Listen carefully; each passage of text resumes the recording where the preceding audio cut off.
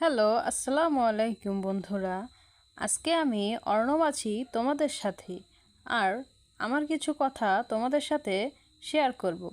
Hello বন্ধুরা, আশা করি সবাই ভালো আছো আর আমার সাথেই থাকো। চলো কিছু গল্প করা যাক। আমি হলাম অর্ণব।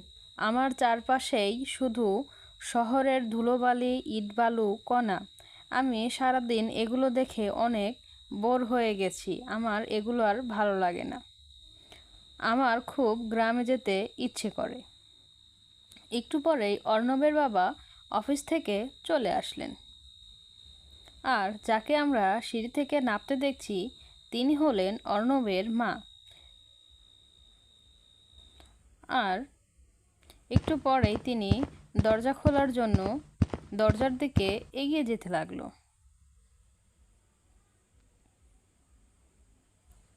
আর একটু পরেই অর্ণবের বাবা অর্ণবের ঘরে এসে বলতে লাগলো, তুমি মন খারাপ করে বসে আছো কেন? তুমি কি গ্রামে ঘুরতে যেতে চাও?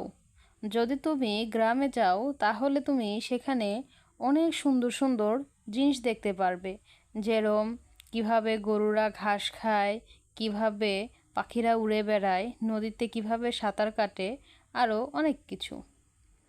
তারপর অর্ণবের বাবা বলল, তুমি তাহলে কিছুদিন পর তোমার দাদু বাড়ি থেকে ঘুরে আসো, তোমার মনটা ভালো হয়ে যাবে। এই বলেই অর্ণবের বাবা চলে গেলেন। আর এদিকে অর্ণব খুশিতে নাচতে লাগলেন আর ভাবতে লাগলেন এইবার গ্রামটা খুব সুন্দর করে দেখা হয়ে যাবে। এই ভেবেই অর্ণব চলল সুন্দর লাল একটি গাড়ি নিয়ে গ্রামের বাড়ির উদ্দেশ্যে। আর পিছনে ছিল অর্ণবের ভাই কোমল। সেও একটি মোটরসাইকেল নিয়ে তার পিছু পিছু যেতে লাগলেন, যাতে তার খেয়াল রাখতে পারে। তার কিছুক্ষণের মধ্যেই তারা শহর ছাড়িয়ে গ্রামের রাস্তার দিকে যেতে লাগলেন। গ্রামের বিভিন্ন প্রকৃতি দৃশ্য দেখতে দেখতে তারা যেতে লাগলো। গ্রামের বড় বড় বট গাছ, বড় বড় তাল গাছ, এসব কিছু পার হয়েই তারা পৌঁছে গেল তার দাদুর বাড়িতে। আর তাদের অপেক্ষায় ছিল রাতুল আর রাতুলের দাদা। তারা সাধারণত ছোট থেকেই গ্রামেই বড় হয়েছে। একটু পরেই অর্ণব রাতুল আর রাতুলের দাদার সাথে পরিচিত হয়ে নিল। রাতুলের দাদা বলল, এখন তুমি পুরো গ্রামটা ঘুরে দেখতে পারবে। তারপরেই রাতুলের দাদা তাকে নিয়ে গেল সুন্দর একটি পাকা ধান খেতে। সেখানে ধানগুলো পেকে একদম সোনালি বর্ণ ধারণ করেছিল। সে এগুলো দেখে খুবই খুশি হলো। তখন অর্ণবের দাদা বলল, আমাদের গ্রামটা অনেক সুন্দর, তুমি ঘুরে দেখো। তারা দুজনেই চলল গ্রামটাকে সুন্দরভাবে ঘুরে দেখার জন্য। একটু পরেই অর্ণব আর রাতুল গ্রামের মাঠে দেখতে পেল একটি গরু ঘাস খাচ্ছে, যা অর্ণব আগে কখনো দেখেনি। তারপর হঠাৎ মুষলধারে বৃষ্টি শুরু হলে তারা দুজনেই বৃষ্টিতে ভিজে। এরপর রাতুল অর্ণবকে বলতে থাকে, তুমি কি কখনো সাইকেল চালিয়েছো বা সাইকেল চালাতে পারো? গ্রামের রাস্তা দিয়ে সাইকেল চালাতে খুব ভালো লাগে।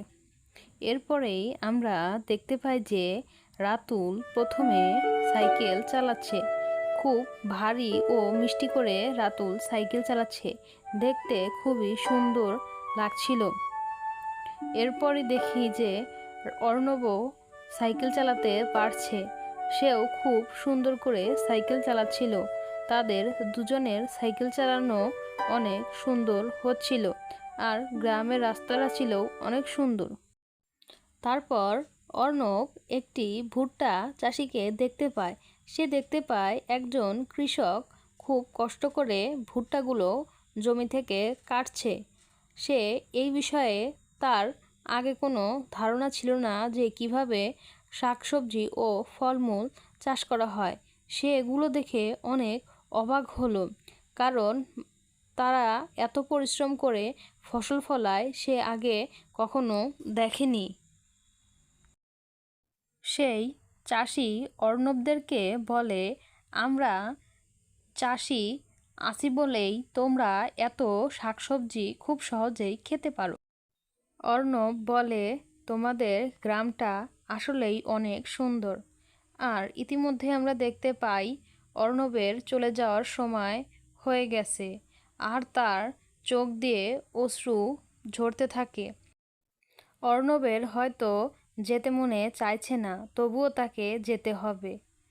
তাই সে বিদায় জানিয়ে আবারও শহরের জীবনে চলে গেল।